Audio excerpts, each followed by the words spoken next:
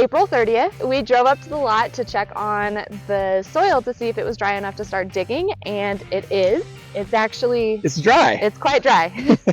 The snow is all gone, and we are about ready to start digging. We almost couldn't start digging. Our excavator lost some employees, so we almost didn't have an excavator, but we were able to find another excavator that lives up here, or has a place up here and is willing to work with us. So should be able to start digging soon. If you've tried to contract for a house for yourself, you have to have everything in sequence. And if the person at the very beginning of all of the sequences drops out, you're in big trouble, because everybody's planning their schedule and you're constantly following up, and it's a difficult thing to get right. I'm certain we've never gotten it right before.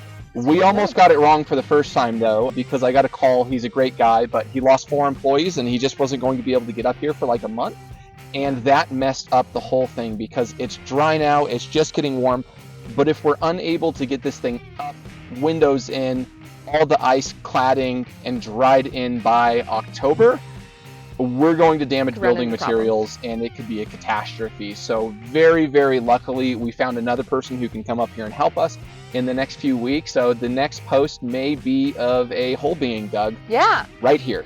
Hopefully we're breaking ground very soon. It kind of sucks because we were so ahead of the curve. We met with this excavator in November. Yeah, Mike drove up here and looked at the lot with the guy and spent 2 hours chatting with him. And we've had an excavator secured since November. And then he lost 4 guys and wasn't going to be able to do the project in time. But he was really good. He connected us with the guy that's going to do it for us now. So yeah, the fella's doing his best. It's not his fault. It's not his fault. It's just one of those things. It's a really tight labor market, and unfortunately, he got caught out. So we got caught out. Yeah, but it's gonna work out. It was almost a disaster. It's not a disaster.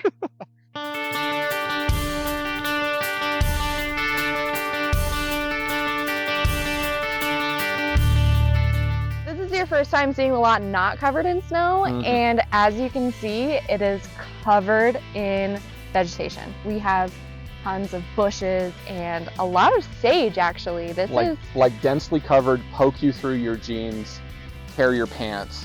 This is sage. This is natural sage that we have growing all over our lot. So that's kind of fun, and it smells nice.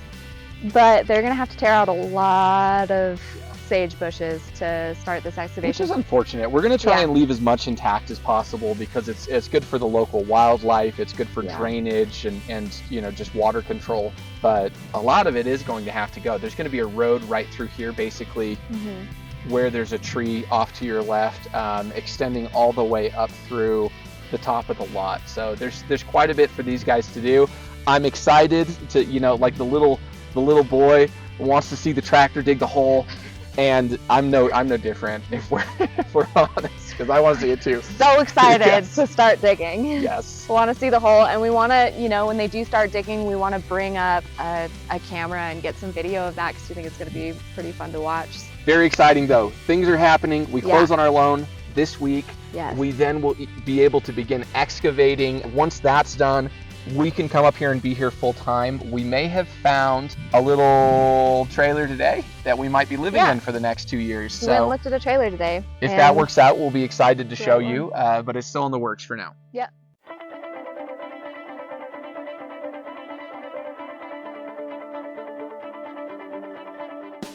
The trailer we are looking at specifically is the Montana High Country 38.5 BR. We went to a few RV shows, and this model and floor plan is our favorite. We are looking to get one that is used and just a year or 2 old. This one was in very good shape.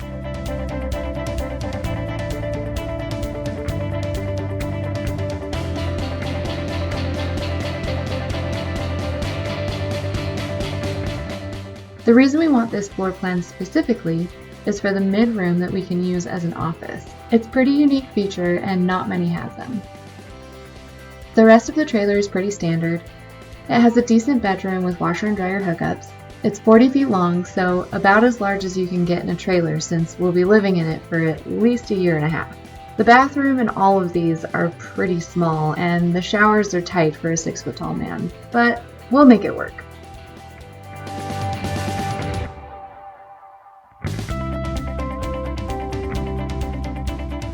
All Sorry, I have something in my eye. We can cut this, but. Ow. Ow. Ow. I think that should go in.